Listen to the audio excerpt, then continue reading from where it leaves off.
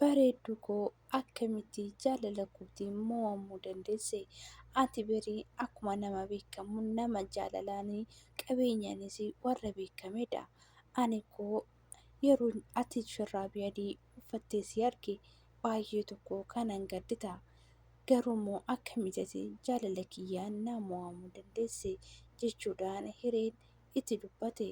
Yaa ta'u malee bohaarsaan ani siifin ta'u jechuudhaan kanaan booda ilaalchaa fi xaalayaa ati baattee dhufte kuni kan si waliin akka jiraatu summiin ati anaaf naa guduufite kuni kan si guduufamu jechuudhaan siifan itti dubbatte.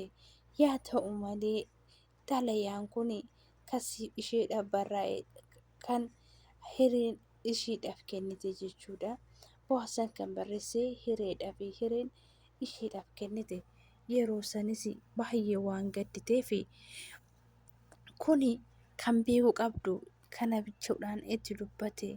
Yaa ta'u malee yeroo sanitti firii wanti hunduu akka koo keessaa bahaa jira. Feenatiinis dubbii hawwiitiin miidhamtetu mana hin diiga jedhee ni yaade ture. Firee ati maaloo hiriyaa isheetii waan ta'eef wanta hundaa itti himi jette. Fireenis beekaa kana beeki icciitii keenya hundasaa dabarsitee firiitti himteer ta'uu isin jettu maaf ittiin dubbanne jechuudhaan dubbatte. Beekanis naamani hiree ani hoomana ittiin beeku icciitii kana feeneet bakka beekte hundaa eessa akka ta'e anaafillee gaaffii natti ta'eera. Finiiti garuummoo kan beekuu qabdu amantaan isheef qabu hoomayyuu isheedhaaf hin beeku jettee itti dubbatte. Innis finiiti nagaa keedha miti xaalayaa ani sii kenne sani dubbisteera jira jedhee yaadan ture jechuudha. Finiiti guyyaa har'a kanaatiin gadduu hin qabdu. Guyyaa kana xaalayaa fi ergaa wayii beekaa biraa isinii dhufee jira jechuudhaan itti dubbate. Firiinis agartee dukkana kana hoo ilaaltu cillimatu jira. Cillima keessatti immoo firee jira. Kanaafiyyuu ati immoo dukkana keessas deemee hin jira jechuudhaan itti dubbate. Hireenis maakatti teessaa waynis kaateen hojjettu waynis immoo nan gargaartu maal taatee akkati deemtaa jechuudha. Hireenis gadi baatee balbala gubbaa teessee akkamittanani haaromsaa deemee sapiraayizii gochuu qaba. Waynis dammoo giiftiin akka isheen mana hin deemne qophii jaalallee kootii akka balleessitu isheedhaaf eeyyamuu hin qabu. Kanaafuu qoricha hirribaa bituufiin qaba jechuudhaan deemtee kana yaadde. Yoo yaa harka fuunee jaalatamtootaa fi kabajamtoota maatii siifan jaalatti argamtan jirra jechuu har'amoo akkuma baratame ka diraamaa afaan oromoo dirmamuu jaalalaa kutaa 41 jalatti argamu kan simbiraan ga'uun ta'a. Akkasumas diraamaa kana akka na wal taatanii turtii gaarii simbiraa qaba. Fireetiinis giiftii wanta kanaa akkanan si taasisu kan na godhe si bichaa qoricha kananii si bitee si raffisee gara abbee barreessitee jaalallee kootii deemuun qaba.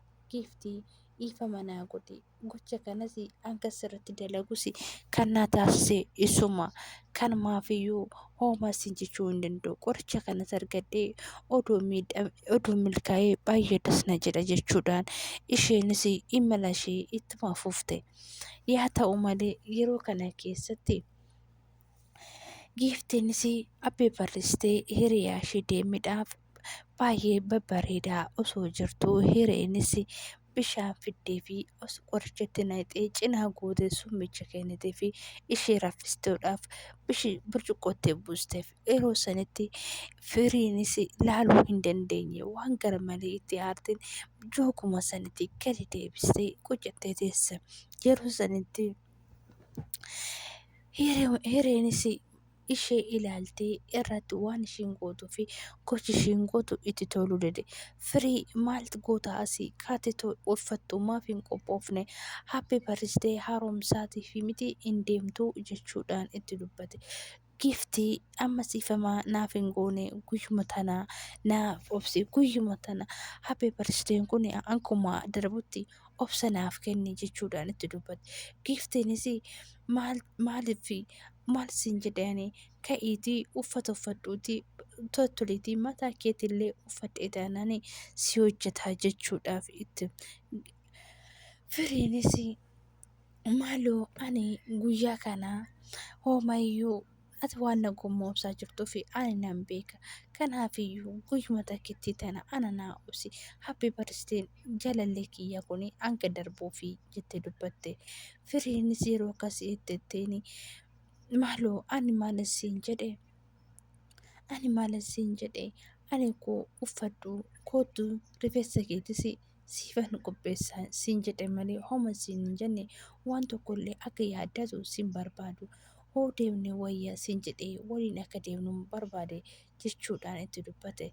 Yeroo sanitti feenetis bishaan naan jette turte miti hodhutii bishaan kee dhugi jechuudhaan summii kan itti goote sana burcuqotte buustee itti kennite. Yeroo sanitti feenetis maal gochaa maaf naa kennite ani koo amma bishaan na gaafatte kanaaf firiinis ani hin dhugu wanta bishaan kana naaf kenniteef hin beektu. Bishaanis naaf kennitee hin beektu. Akkamitti har'a guyyaarraa bishaan naa kennuu dandeessaa jechuudhaan dubbatte. Indee firii amma bishaan maal taate firii akkam taata jechuudhaan itti dubbatte. Firiinis ati waan yaadaa jirtu giiftii sirrii miti.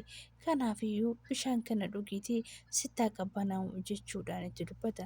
Yeroo sanitti feenetis giiftiinis garmalee garatti kofaaltee fi maal taatee firii hiree maal taatee maal ta'aa jirta indee asumarraa itti maraattee jechuudhaan itti dubbatte.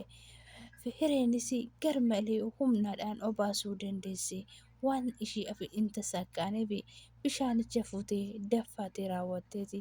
Dhageessaa ati qophii san gubbaarratti waan tokko fashaleessuu barbaadde taana wayin anatu du'a wayis situ du'a mana kana keessa hin dhageessa miti jechuudhaan itti fokkortee gara biraa baate. Yeroo sanitti firiinis bishaanicha wayin foolii akka qabuu fi foolii akka hin qabaannee fi lafatti naqxee bishaanichi maal akka ta'e ilaalaa turte. Yaada keessa galtee maal jechuudha maaf akkas gootii jecha jedhu tokko keessa ishee waan galeefi keessatti shakkii qabde. Yeroo sanitti hireenis waan baay'ee gadditeef gadi baatee ishee ilaalaa turte. Maali jaalallee kootis akkamitti akkan bashannansiisu akka maalan godha jechuudhaan yaada keessa galte. Yeroo sanitti yeroo akkasitti yaada keessa galtee adeemtu sanii gara hiriyaa ishee boontutti dhufte. Hiriyaa boontuudhaanis akkam godhee yeroo ishee sanis yaadni kiyyaas na jalaa fashalaa'e akka raffisuu barbaades naaf hin tasaakkaane jechuudhaan hiriyaatti dubbate. Hiriyaanis maarree kun koo qallaalidha bakka isheen hin beeynetti adda ishee qayyarree guyyaa har'aa kana akka baruufi dandeenya jechuudhaan itti dubbate. Yeroo sanitti feenetis abshirii jechuudhaan itti dubbatte. Yeroo kana keessatti bohaarsaa fi gammachuun hireen waan irraa fagaatteef baay'ee gaddee taa'ee jira. Waan tokko hin gaddini isheen koo bakka namni kamuu hin arginetti happy birthday kan kee siif qopheessaa jechuudhaan itti dubbate. Yeroo kana keessatti finiitiin maaloo finiiti akkamitti happy birthday haaromsa warraa hafe maal akkamitti natti gaddu wanta isaa abu itti fakkeetu jechuudhaan itti dubbate.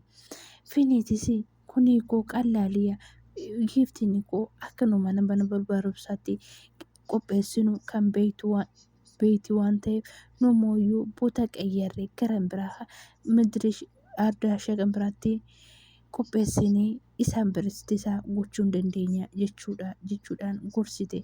Yeroo sanatti firiinis kuni koo qallaalidha ani immoo yaadni bareeda kanaafiyyuu jaalala anis isaa qabu haala kamiiyyuu isa isa haala kanaanii hojjedhee isa gammachiisuun qaba. Kanaafiyyuu yaadni kee bareedaa jechuudhaan itti dubbatte. Yeroo sanitti hireenis yaadni kee kun baay'ee naaf fudhatamee jira. Kanaafiyyuu yeroo qopheessinee booda isaa booda icciitii firiin waan isheen goote kana hunda gadi baastee ati itti himta. Waan tokko osoonis kanaafuu shirra isheen qopheessite ifa jalaa baasna jechuudhaan itti dubbatte. Isheenis tole bakka kan adeemnu jechuudhaan tasmaammaan. Yoo harka fuunee jaalatamtoota kabajamtoota dabalataan nagaan gaggoossinii haa baay'atu jecha paartii itti aanu amma qabannee isinii dhufnutti turtii gaarii isiniif hawwaa. Baay'ee isin jaalladha, na jajjabeessaa. Baay'ee.